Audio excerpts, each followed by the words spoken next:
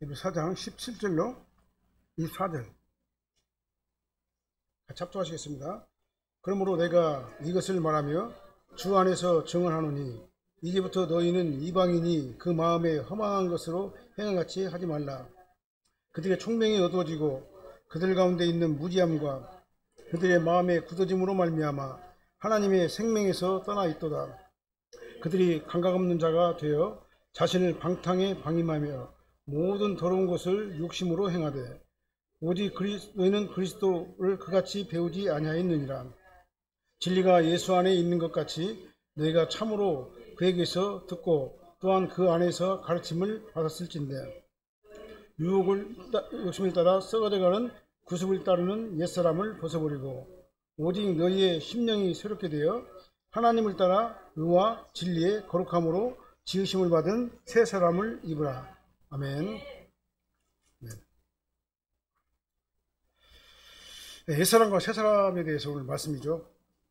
옛사람의 행실을 벗어버리고 새사람을 입으라. 이게 오늘 말씀입니다. 우리 성도는 이방인처럼 행동해서는 안 되겠죠. 이방인의 모습을 벗어버려야 됩니다. 17절 말씀 보니까 그러므로 내가 이것을 말하며 주 안에서 증언하노니 이제부터 너희는 이방인이 그 마음이 허망한 것으로 행함같이 행하지 말라. 이제부터 행하지 말라. 무엇을 행하지 말라고요? 이방인의 모습을 버리고 그 이방인처럼 행하지 말라 그 말이겠죠. 우리 성도의 정체성을 가지고 성도답게 행동하라 그 말입니다. 우리가 부르심을 받은 성도 아닙니까? 그렇기 때문에 우리 이방인들과 같이 옛날에 우리가 살던 그 방식대로 계속 그대로 살면 안 된다는 얘기죠. 죄를 멀리하고 거룩한 삶을 살아야 됩니다. 거룩한 삶이라면 구별된 삶을 살아야 돼요. 세상을 의지하지 아니하고 아버지 하나님을 전적으로 의지하는 그런 삶으로 우리가 살아야 된다 그 말이에요. 이방인들은 세상을 의지하죠. 자기 자신을 의지하고 인본주의적으로 살죠.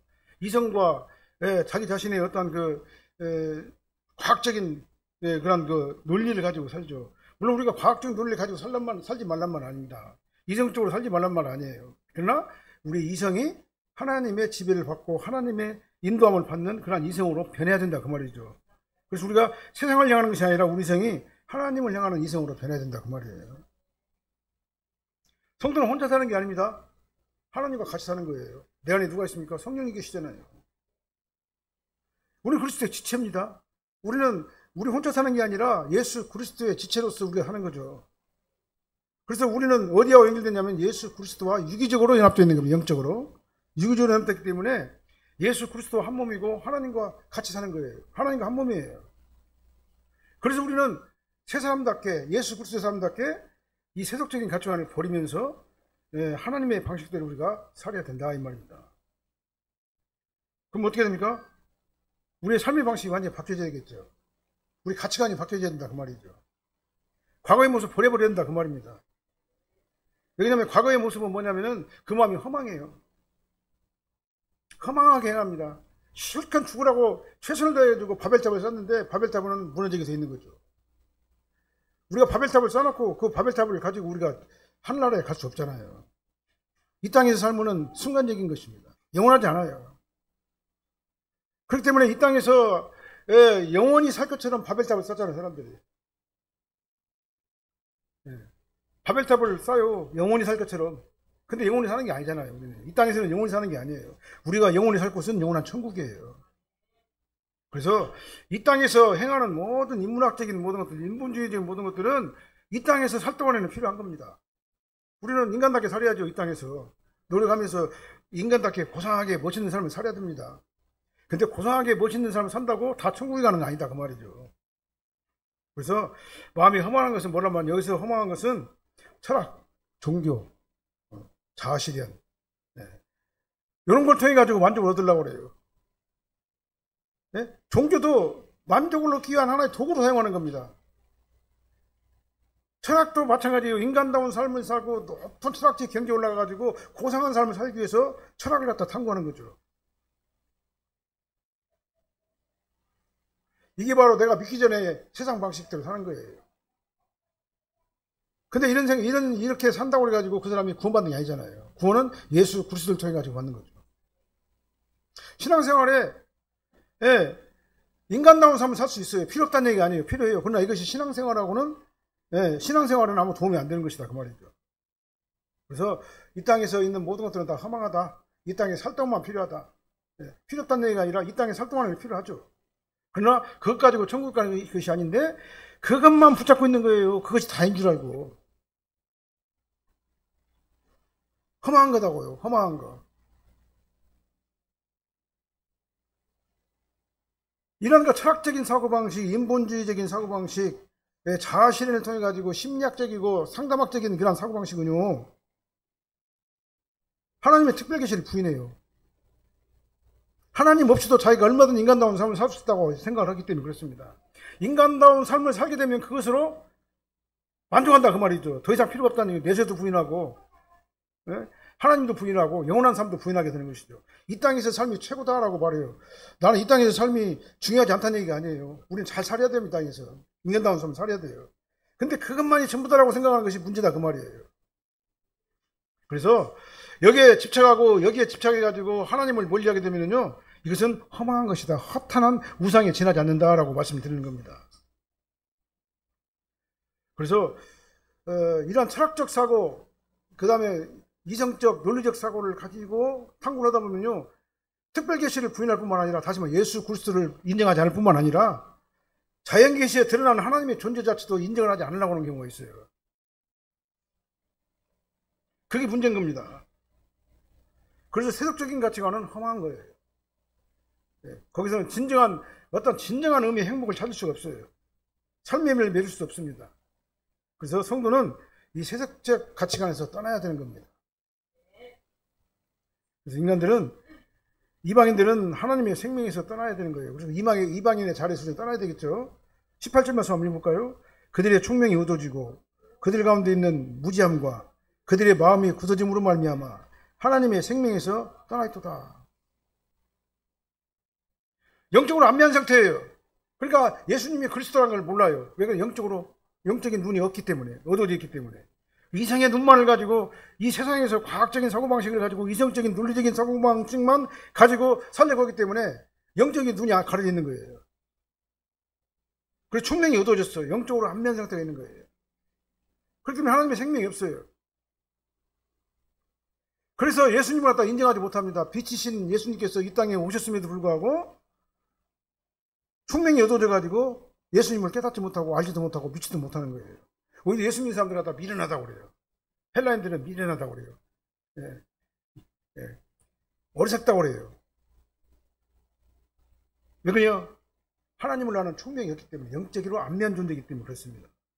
그래서 이 총명, 영적인 눈은 누가 줍니까? 하나님께서 주시는 거예요. 총명이 없는 자들은 아무리 이 땅에서 멋있고 고상한 삶 살고 인본주의적으로 철학적으로 굉장히 높은 수준에 올라갔다 할지라도 그에게는 총명이 없어요. 영적 분별력이 없다 그 말입니다. 하나님을 아들을 인정할 수가 없죠. 그러니까 무신론주자들이 바로 그런 사람들이에요. 굉장히 똑똑합니다. 철학적으로 높은 경지에 올라가 있어요. 아주 사리 판단도 분명합니다. 이성적으로 논리적으로 아주 그냥 딱딱 맞게 이렇게 논리적으로 설명할 수 있는 그런 능력을 가진 사람들인데 하나님을 몰라요. 인정을 하지 않아요. 그래서 성경은 그런 사람들 보고 뭐라고 하냐, 무지한 자다. 그 사람들은 똑똑한가 몰라도 성경에서는 하나님께서 뭐라고 하면 그런 사람들을 무지한 자다 그렇게 얘기를 하는 거예요. 그들은 어떻게 합니까? 하나님을 인정하지 않으려고 그러고 마음이 완고해져 버려요. 돌같이 딱딱 굳어버렸어요. 마음이, 심장이. 그래서 진리를 볼 수 없어요. 진리를 미련한 것이라고 여기고 그렇게 되고 오히려 자신이 진리에 척돌하고 내가 생각하는 것이 옳다라고 말해요. 철학적으로, 논리적으로, 지식적으로 막 옳다라고 생각을 하는 거죠. 이게 뭐냐? 하나님께서는 뭐라고 그래요? 자기 기만적으로 한다 그렇게 얘기를 하는 겁니다. 영적으로. 그래서 마음이 굳어졌기 때문에, 딱딱 굳어졌기 때문에 영적인 눈이 어두워져가지고, 총명이 어두워져가지고 하나님을 몰라보는 거죠. 이런 사람들은요, 이제는 어떻게 되냐면, 어디까지 가게 되냐면 결국은 양심의 가책을 느끼지 못하는 상태까지 가게 되는 거예요. 당연히 어둠에 거하는 겁니다. 어둠에 거하는 것을 당연하다고 생각하는 겁니다. 그래서 그들은 하나님의 생명에서 떠난 자다라고 말하는 겁니다. 그래서 이방인들은 모든 더러운 것을 욕심으로 행하는 자들이에요. 또 하나님의 생명에서 떠난 자들이고 9절 말씀 보니까 모든 더러운 것을 욕심으로 행하는 자들이에요. 그들에게서 떠나야 되는 겁니다. 19절도 한번 읽어볼까요? 그들이 감각 없는 자가 되어 자신을 방탕에 방임하여 모든 더러운 것을 욕심으로 행하되 20절 오직 너희는 그리스도를 그같이 배우지 아니하였느니라. 우리는 예수 그리스도를 배운 사람들이잖아요. 우리 예수 그리스도를 따라가야 된다 그 말이죠. 그들은 감각 없는 자들이에요. 영적 감각이 없는 자들이다 그 말이죠. 하나님을 모른다 그 말입니다. 인간의 지식, 과학적인 상식, 논리적인 사고 이것이 다인 줄 알아요. 근데 그 위에 넘어서 영적인 지식을 모르기 때문에 네? 감각이 없어져요. 무뎌져가지고 죄에 대한 가책이나 아픔을 전혀 느끼지 못합니다. 그래서 죄에 대한 수치심이나 양심, 고통을 느끼지 못하는 자들이에요. 그리고 결국은 자신을 방탕하게 방임하게 돼요. 요즘에 똑똑한 사람들이 죄를 더 짓더만요. 더 타락하고 머리 좋은 사람들이 더 지능적으로 죄를 갖다 짓고 더 조직적으로 막 더 잔인하게 그 죄를 짓는다고요. 세상 지식을 가지고 있으니까 그런 겁니다. 하나님의 영적 지식을 모르기 때문에 양심이 마비되는 거예요. 양심이 마비되는 거예요. 지식은 있을지 모르지만 양심이 마비되는 것이죠. 그래서 그들은 죄에 대해서 포기한 자들이에요. 그래서 모든 더러운 것들을 욕심으로 행합니다. 내 것을 하나를 얻기 위해서 딴 사람 다 죽어도 상관없어요. 내 걸 달성하기 위해서 수단은 관계가 없어요. 수단과 방법을 가르지 않냐고 내 걸 갖다가는 찾기 위해서 더러운 욕심으로 행한다 이렇게 말씀드리는 거죠. 욕심으로 행한다는 말은 뭐예요? 하나 있는데 99개가 있는데 한 개 더 플러스 해가지고 100개를 채우려고 한다 그 말이죠. 99개만 갖고도 충분하잖아요. 너무나 넘치잖아요. 근데 하나 없는 사람 한 사람 걸 뺏어가지고 100개를 만들어가지고는 완전하게 다 채우려고 하는 그런 욕심이 있는 거예요. 사람에게. 그래서 더 많이 가지려고 모든 더러운 것을 탐심으로 행하는 게 바로 욕심으로 행하는 사람들의 모습이에요. 세상 사람들은 이제 온갖 더러운 것을 얻기 위해 가지고 얼마나 탐내면서 힘써 행하는지를 모르는 거예요. 지식이 많은 사람들이 오히려 더 악한 일을 많이 하고 지식적으로 더 잔인하게 행동하는 모습을 우리는 요새 보도를 통해서 알잖아요. 보잖아요. 머리가 나쁘면 나쁜 일도 못해요. 사실은 머리 좋은 사람들이 나쁜 짓도 다 하는 거예요. 우리는 그러나 구별돼야 될 줄 믿습니다. 이들이 세상적인 지식은 있을지 모르지만 영적으로는 안배한 자들이에요. 어두운 자들이에요. 감각이 없는 자들입니다. 우리는 어떻게 되겠습니까? 그리스도를 그같이 배우지 아니하였다. 예수 그리스도인이 우리를 지배하고 있잖아요. 불신자들은 영적이지 못한 상태에 그렇게 있지만 우리는 그렇게 배우지 않았다. 하나님의 영의 지배를 받으면서 하나님의 영적인 눈으로 우리가 이 세상을 보고 사물을 보고 말씀을 보기 때문에 우리는 하나님의 은혜를 입고 새 사람을 입은 자로서의 삶을 살아야 된다 그 말이죠. 그래서 예수 그리스도를 인격적으로 우리가 배우고 예수 그리스도의 인격을 담고 실천하는 것이 너무나도 중요하다는 것을 우리는 알 수가 있는 겁니다. 그래서 옛사람을 벗어버리고 새사람이 되는 거 오늘 말씀의 중점이 되는 거죠. 그래서 성도는 예수 그리스도로부터 듣고 가르침을 받은 자들이에요. 우리 새사람이 되어야 됩니다. 옛것 다 버려버려야 되는 거예요. 21절 말씀도 한번 읽어볼까요? 진리가 예수님 안에 있는 것 같이 너희가 참으로 그에게서 듣고 또한 그 안에서 받았을다 그랬어요. 우리가 누구한테부터 받습니까? 말씀을 통해 가지고 예수 그리스도를 갖다로부터 가르침을 받고 있잖아요. 그리고 진리가 예수님 안에 있잖아요. 우리는 예수님을 갖다 배우잖아요. 예수의 영이 우리를 지배하고 있잖아요. 내 안에 누가 있습니까? 하나님 예수님의 영이 우리 안에 있잖아요. 그래서 예수님밖에는 진리가 없는 겁니다. 다른 진리는 없는 거예요. 그래서 예수님께서도 말씀하셨죠. 내가 곧 길이요 진리요 생명이다. 너에게 참으로 그에게서 듣고 또한 그 안에서 가르침을 받았을진데 예수님의 가르침을 들었을진데 그 복음이 곧 예수 그리스도의 계시인데 성령께 주시는 예수 그리스도 복음을 듣고 성령 안에서 우리가 가르침을 받은 자들이기 때문에 우리는 새 사람이 되어야 된다. 예수 안에 우리가 거해야 된다 그 말이에요. 우리는 옛 사람 벗어버려야 될 줄 믿습니다. 그리고 새 사람을 입어야 됩니다. 그리고 22절도 한번 읽어볼까요? 너희는 유혹의 욕심을 따라 썩어져가는 구습을 따르는 옛사람을 벗어버리라. 옛사람을 벗어버려야 돼요. 유혹을 받게 되면요 어떻게 합니까? 예수 그리스도 이름으로 물리쳐야 되겠죠? 누가 그렇게 하게 합니까? 하나님께서 하게 하셔요. 성령께서 내 안에 들어오셔가지고 못하게 하신다 그 말이죠. 왜냐면 우리는 하나님의 사람이기 때문에 우리가 죄를 지으려고 하면은 내 안에서 성령께서 하지 말라고 하잖아요. 그러니까 하나님께서 내 안에 들어오셔가지고 나를 도와주셔야지만 우리가 옛사람을 벗을 수 있어요. 사실은요. 내 임무대로 내 능력으로 옛사람을 벗을 수가 없는 거예요. 내가 예수 그리스도 안으로 들어갔을 때만 가능한 거다 그 말이죠. 그래서 우리는 이미 십자가에 못 박아 죽었죠. 나 옛사람이 이미 예수님과 함께 십자가에 못 박아 죽었잖아요. 그리고 예수님과 함께 새 사람을 우리가 거듭났잖아요. 우리 중생한 자들이다 그 말이죠. 그래서 복음을 알지 못했던 사람들이 예수님을 주로 영접하면서 이전에 구습에 얽매였던 인격이 영적으로 완전히 새 사람으로 거듭나게 된 거예요. 그 주인이 바뀐 겁니다. 옛날에는 세상이 나의 주인이었어요. 이제는 누가 주인입니까? 예수님께서 나의 주인이세요. 그렇기 때문에 옛사람을 완전히 벗어버리고 새 사람에 의해서 예수 그리스도에 의해 가지고 우리가 삶의 방식이 정체성이 바뀌어야 된다 그 말이죠. 주인이 바뀐 겁니다. 나의 예전의 주인은 세상이었었고 나였죠.